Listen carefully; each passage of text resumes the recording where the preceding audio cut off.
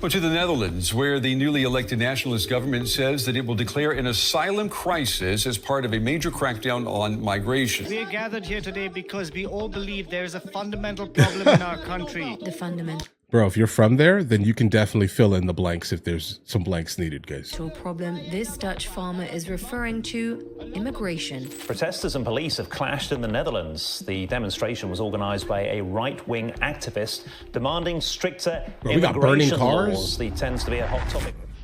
This is the Netherlands. Okay. Windmills, tulips, Amsterdam's canals. For decades, one of the most tolerant liberal countries on earth. A place where diversity was celebrated, where refugees were welcomed, where multiculturalism was the official policy. But in late 2024, something changed a lot. The new Dutch government formally declared a national asylum crisis and announced the strictest ever asylum regime in the country's history. Border controls went up for the first time in decades. We're talking about fences. We're talking about roadblocks. Politicians even talked about using soldiers at the borders. The migration minister posted on social media, "We need to be in charge of our own asylum policy again." The man leading the charge, Geert Wilders, the far-right populist who spent his entire career calling Islam a threat to Europe. And now he's got the power to act on it. This isn't just talk. The Netherlands is tearing up decades of immigration policy. They're capping asylum permits at 3 years instead of permanent residency. They're making refugees wait 2 years before bringing their families. They're even making a deal with Uganda to send rejected asylum seekers to Africa, thousands of miles away. Yeah, guys, I mean, that does not sound like specifically terrible, but I'm sure that the people that are kind of within the culture that we're referring to right now, at least, they've gotten super used to kind of whatever things were, right? But I can only imagine that that would be something that would be moderately troubling to like the overall base of people kind of within the country. I do think that, you know, it should not be like a permanent thing specifically for asylum. I do think that no one really has like a massive issue helping someone out if they actually need some type of help, but permanently moving displaced people is going to be a little bit rough, guys. So they never have you said to it's not deal true? with them. Which part And of it here's is not the thing. true? The Dutch people are going along with it. By 2024, a majority of Dutch citizens opposed accepting any new refugees at all. So what happened? How did one of Europe's most open societies become a fortress practically overnight? Well, today on Across the Globe, Uganda. we're breaking down the real story behind the Netherlands' war on immigration. The asylum crisis that broke the system, the housing crunch that turned neighbors against each other, and the shocking rise of Geert Wilders that's reshaping Dutch identity. So first, we need to rewind a little, because the Netherlands wasn't always like this. For most of the post-war era, the Netherlands prided itself on being multicultural. After World War II, they brought in guest workers from Turkey and Morocco to rebuild the economy. Then I think the came region, refugees, people guys, that region did this, not just fleeing the Suriname, Netherlands. Vietnam, Syria, Ukraine. By 2021, about 14% of Dutch residents were foreign-born, with another 11% being second-generation immigrants. Amsterdam, Rotterdam, The Hague, these places were proud of their diversity. The Netherlands was the country that legalized gay marriage first, that had progressive policies, that stood for individual freedom. But of course, there were tensions. After 2015, when the European migration crisis hit, some local governments pushed back against forced refugee allocations. The government started introducing stricter integration exams and caps on family reunification. But nothing extreme, nothing like what was coming. This brings us to the surge. In 2021 and 2022, everything fell apart. Afghanistan collapsed. The Taliban took over and thousands of Afghans fled. Oh, I remember that Then video. That Russia video was invaded crazy. Ukraine, and millions of Ukrainians poured into Europe. The Netherlands was hit hard. In 2022, over 35,000 people submitted their first asylum application. That's 44% more than the year before. The numbers were surging fast, and the system couldn't. Guys, there was also like a lot happening. You gotta understand, like this was a lot like after the, let's call it the 19, you know, what happened in 2019 around the world, where like all of like the global economy started basically falling. Let's say for the most part here, anyone that had currency backed on any type of currency base in the West specifically, you know, their currencies became moderately worthless, let's just say this year. And so what happens is that people became a lot poorer after 2019. What do? They started heading towards like the shining lights on the hill here, guys, which would be Europe or America. Handle it. There's a place called Ter Apel. It's the only refugee registration center in the entire Netherlands. In the summer of 2022, hundreds of asylum seekers were literally sleeping outside, in the rain, on the ground. No shelter, no beds, nothing. Prime Minister Mark Rutte went on TV and said he was ashamed of the chaos. Images of people sleeping in the mud went viral. It looked like a humanitarian disaster. In one of the richest countries in Europe, local governments scrambled. But they're alive, right? Gyms, in old prisons, anywhere they could find space. But it wasn't enough, and that's when public opinion started to shift. And also where you could say it gets extremely personal for regular Dutch people. The Netherlands has a massive housing crisis. It's been building for years. Young people can't afford homes. Rents are skyrocketing. Waiting lists for social housing are years long. And then suddenly, refugees are being placed in emergency housing. The government is converting buildings, using up space, moving people into neighborhoods. Now, here's the reality. In 2022, only 7% of vacant social housing units went to asylum seekers. Just 7%. Right, it's a small number. Most refugees ended up in shared rooms or temporary shelters. But perception matters more than facts. And Dutch people saw migrants getting housed while they were stuck on waiting lists. They saw their tax money going to support people who just... Guys, that's just a representative, let's say, of like the media.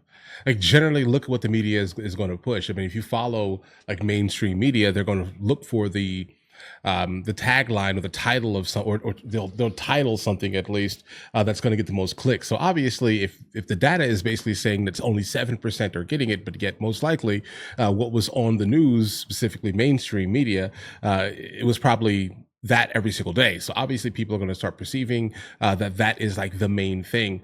Initially, when I heard it right a couple of moments ago here, I was like, listen, I was going to get into the talk, let's say, of the law of supply and demand when it comes to real estate and things like that. But it doesn't seem like that's actually accurate to this case here. It just seems like an issue with mass media. Arrived while they struggled to pay rent.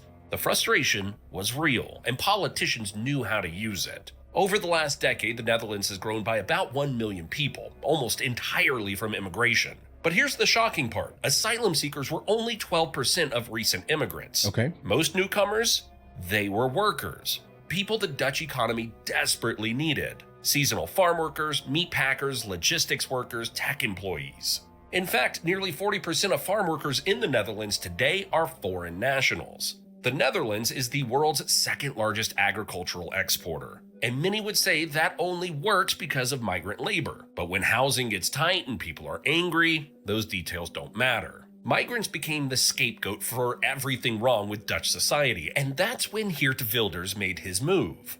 Wilders has been around Dutch politics for years. He's the guy with the bleached blonde hair who's built his entire career on one message. Islam is a threat to Europe, and immigration will destroy the Netherlands. For a long time, he was treated like a fringe extremist. Other parties refused to work with him. He was politically isolated. But in November 2023, everything changed. His Party for Freedom, PVV, has called for banning the Quran, closing mosques, and leaving the EU.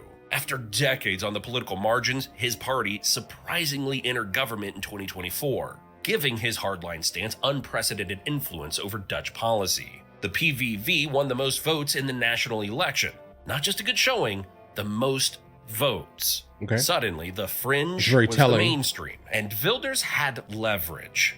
He formed a coalition with 3 other parties and made his demands clear. The strictest asylum policy ever. No compromises, no half measures. His campaign slogan, "We will take measures to make the Netherlands as unattractive as possible to asylum seekers." And he meant it. So what did the new government actually do? Let's quickly run through the policies. Let's hear it. Border controls. Starting in December 2024, the Netherlands introduced temporary border checks at its borders with Belgium and Germany. This is a huge deal in Europe. The Schengen Agreement is supposed to mean no borders between EU countries. But the Netherlands said we're putting up checkpoints anyway. 3-year asylum caps. Asylum seekers used to get permanent residency relatively quickly. Now, your permit expires after 3 years. and renewal depends on strict conditions. The old rule that 5 years of I mean, residence guys, in terms of like the humanitarian nature of asylum seeking in the first place, right? I mean, I do think that 3 years should be enough for you to figure out, hey, listen, bro, either I'm going to make it so I can stay here, basically assimilate to the local culture, not be a drain on the local society specifically. Like, I think that 3 years is definitely enough for you to figure that out. Or maybe it's just time for me to kind of go somewhere else that would probably fit into my, previous culture just a little bit better. Or even whatever the reason was, I ran from my country. I can probably go back. Maybe things are better now, right? Like, I mean, understand this here. I think 3 years is actually perfect. That's a good amount of time. And then if you want to stay here, then obviously you need to, kind of requalify for everything, if that's the case here. Right? That's it. I think that's solid. I think that's fair. But obviously, there will be people who will think that that is still evil. But those people are wrong. Automatically meant permanent status, gone. Family reunification restrictions. Okay. If you're a recognized refugee, you may now have to wait 2 years before you can bring your spouse or children to join you, and only if you have adequate housing and a stable income. For most refugees, that's nearly impossible. There should be language requirements the also. The government formally declared an asylum crisis, which gives them special emergency powers. Under this, they can suspend all new asylum applications for up to 2 years. They can downgrade reception centers. They can forcibly remove rejected migrants without normal legal processes. Tougher integration tests. The mandatory Dutch language exam was raised from level A2 to B1. That's a significant jump. And the residency requirement for citizenship doubled from 5 to 10 years. Plus, you now have to renounce any other nationality to become Dutch. Labor and study restrictions. This isn't just about refugees. The government is targeting work visas and student visas too. Low-wage labor migration is being restricted. Non-EU students face new quotas and language requirements. Even Ukrainian refugees, who were welcomed in 2022, now face benefit cuts and are being pushed to work faster. The Uganda What's wrong with deal. that, guys? In September 2025, the Netherlands signed a deal with Uganda. Rejected asylum seekers from Africa can now be flown to a transit hub in Uganda instead of staying in the Netherlands. It's basically the Netherlands saying, we don't want to deal with you, so we're sending you to another continent. Every pillar of Dutch asylum policy was overhauled, and the message is crystal clear.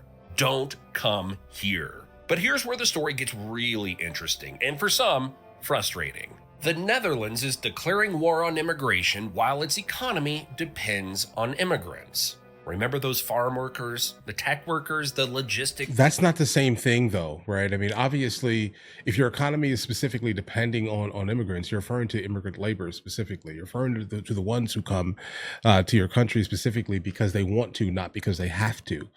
You're talking about the people that are there specifically to also help enrich your culture, sure, while also assimilating into your culture, while also being able to bring their skilled labor to your country rather than the individuals that generally come into your country for the sole purpose of basically milking it dry.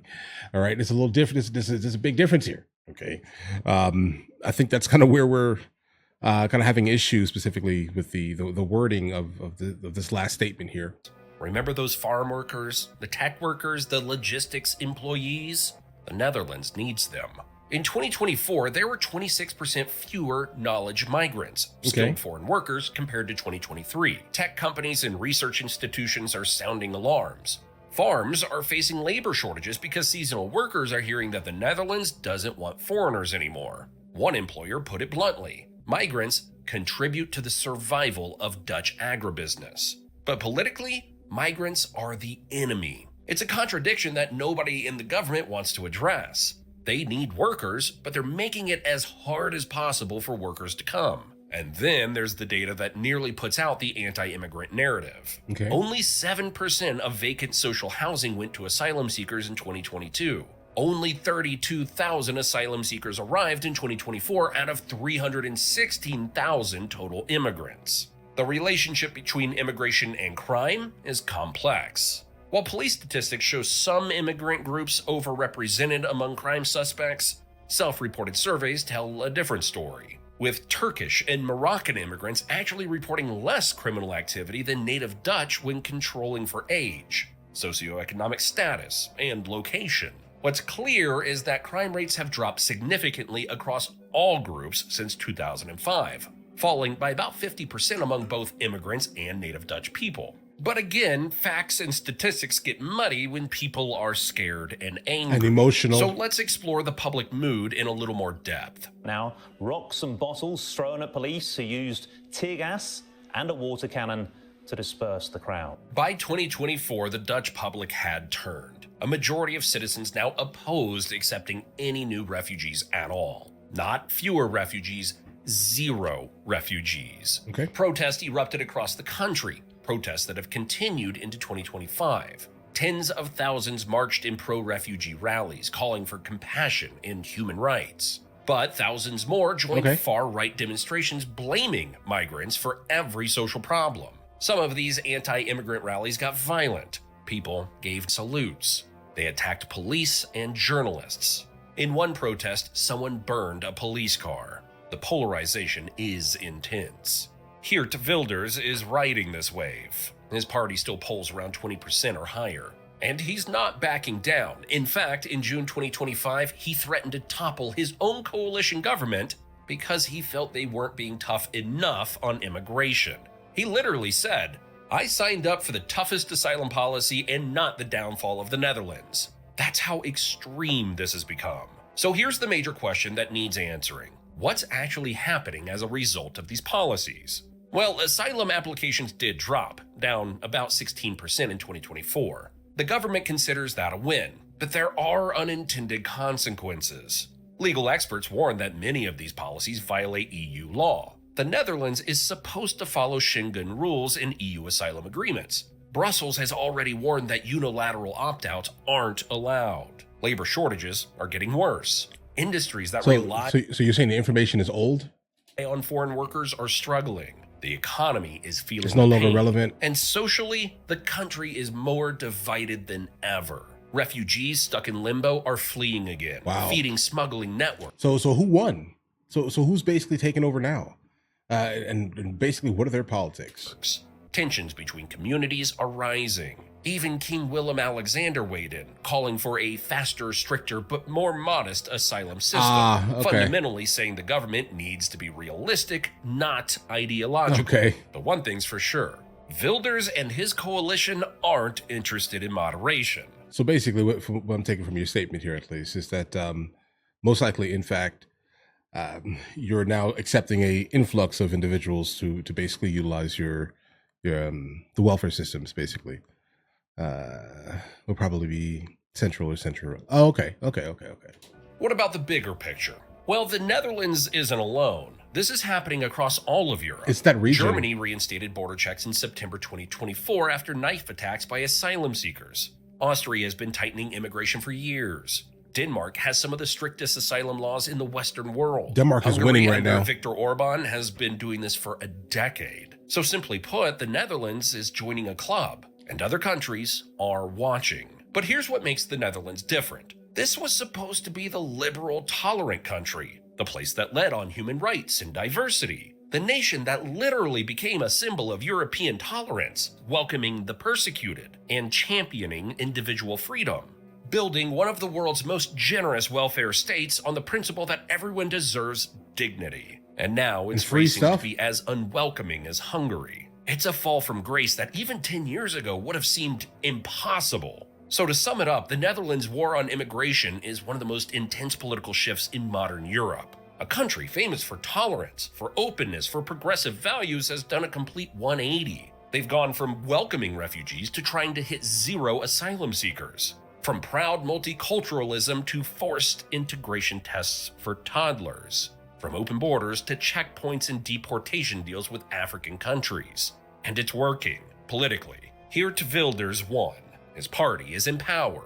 The public supports tough immigration policies. Asylum applications are down, but at what cost? Many say the economy is suffering. Specific industries are suffering from labor shortages while the broader economy stays stable. A contradiction the government has a tough time addressing. International reputation is damaged, and again, the country is more divided than ever. Ultimately, this is a story of a society that faced a crisis. A real housing and asylum crisis.